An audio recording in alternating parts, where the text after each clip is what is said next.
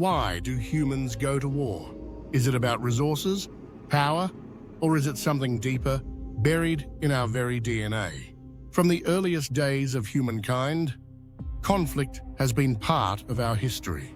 The first humans were already making spears not just to hunt, but to defend themselves and, let's be real, to fight off their neighbors who wanted the same resources.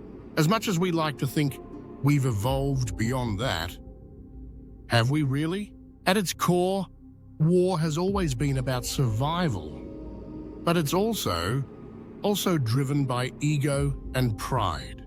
Nations fight not just to protect themselves, but to dominate, to prove they are stronger, better, and more powerful. And let's face it, leaders often act like kids on a playground, flexing their muscles and throwing tantrums, trying to show who's the boss. Wars are often sparked by that ego, when one leader or nation feels slighted or threatened. And before you know it, the conflict escalates. In a sense, war is baked into human nature. From throwing spears to launching drones, humans have always found ways to fight over land, resources, and pride. Technology may have changed the weapons we use, but the reasons behind war often stay the same. Whether it's for power, control, or a bruised ego. As technology evolved, so did warfare. We went from spears and arrows to tanks, planes, and nuclear weapons. And now, we're fighting a whole new kind of war, cyber warfare. The battlefield has expanded into the digital world, and it's no longer just about soldiers on the ground or missiles in the air. One of the most significant changes we've seen in modern conflict is the rise of social media as a battleground.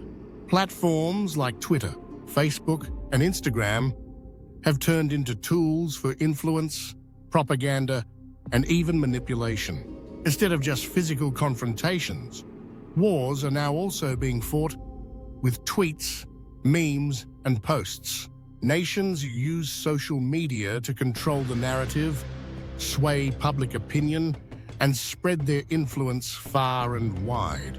Take Israel, for example.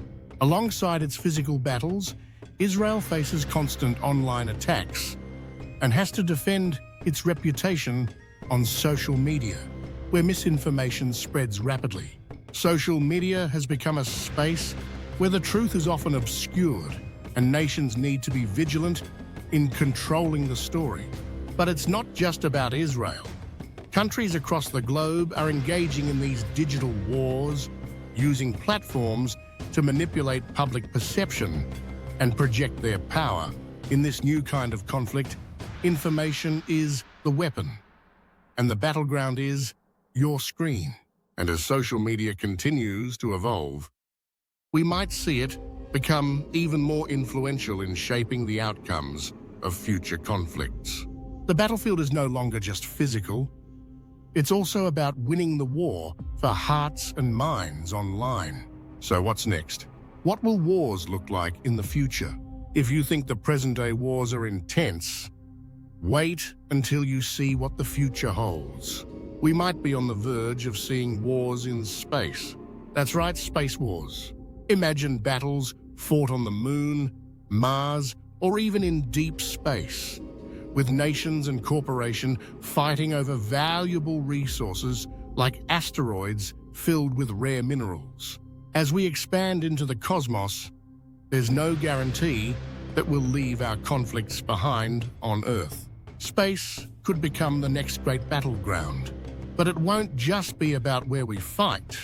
It'll also be about how we fight. Future wars could be fought not just with weapons, but with weather manipulation. Yes, you heard that right, weather as a weapon. Countries could control hurricanes, floods, or even droughts, using climate as a tool to gain the upper hand in battle.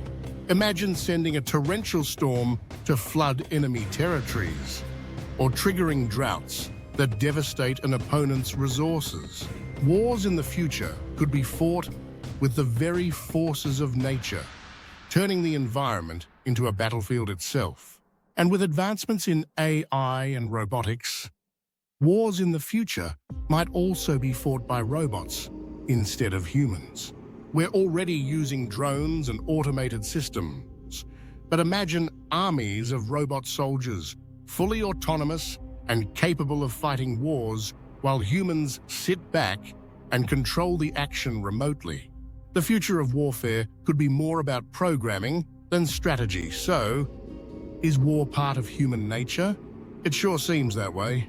From the first spear thrown in anger to the next frontier in space, we've always found reasons to fight.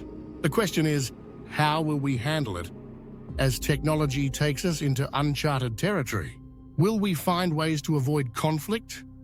Or will the wars of the future be even more destructive? Let us know what you think in the comments below. And don't forget to like and subscribe for more explorations into the future of humanity and beyond.